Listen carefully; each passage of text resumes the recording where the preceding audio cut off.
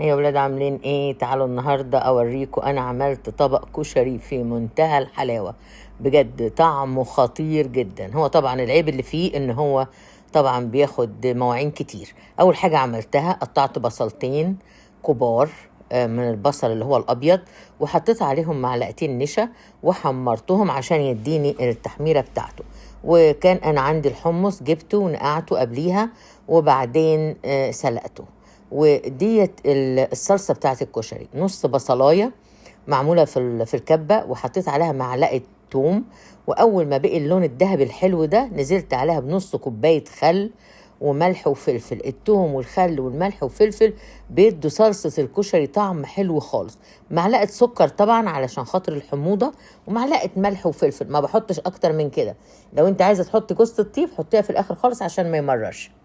بعد كده حطيت طبعا العصير الطماطم. انا عامله العصير الطماطم دوت يعني تقيل، وحط عليه معلقتين صلصه عشان يديني اللون الاحمر الحلو اللي انتوا شايفينه ده.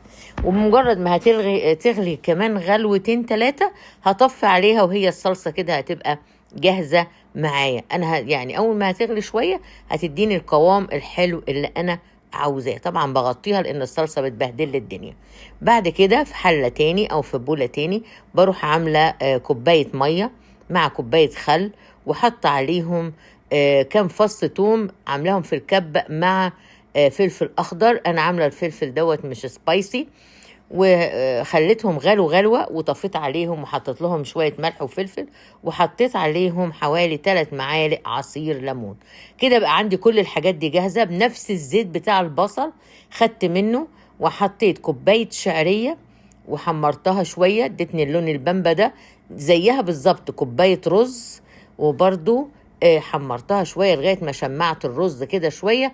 جبت العدس بتاعي، أنا كنت نقعاه حوالي نص ساعة في المية السخنة، حطيته كمان عليهم يعني كأنهم كلهم في حلة واحدة، وقلبتهم حوالي من دقيقتين لدقيقتين ونص. ورحت حطيت المية. طبعا المية يعني بس بتغطي الوش بشوية وبتسيبيها على نار هادية. بعد كده حطيت كوباية مكرونة على نص باكو مكرونة سباكيتي في مية مغلية، واول ما استووا حطيتهم في المصفى وصفتهم. دي الشطة اللي انا عملتها اللي انا بحطها لهم. حطيت معلقة شطة في معلقة زيت ومعلقة بابريكا، وسبتهم يعني يتعاملوا كده مع بعض شوية، وحطيت عليهم كام كبشة كده من الصلصة وشوية من الدقة، وحطيتهم في ازازة. وديت كانت الدقة بتاعت الكشري، الشطة الحمراء والدقة البيضاء. الرز اول ما استوى لازم تحطيه في حاجة واسعة عشان ما يعجنش مع العدس، عشان تهويه. وبعدين بتحط فوقيه المكرونه. شايفه المكرونه مفلفله ومش متلزقه ازاي؟ لاني حمرتها شويه، حطيت لها شويه زيت كده وقلبتها من نفس زيت البصل اللي احنا استخدمناه. وبعدين حطيت عليها الحمص، ودي الصلصه. شايفين القوام بتاعها وشكلها حلو ازاي؟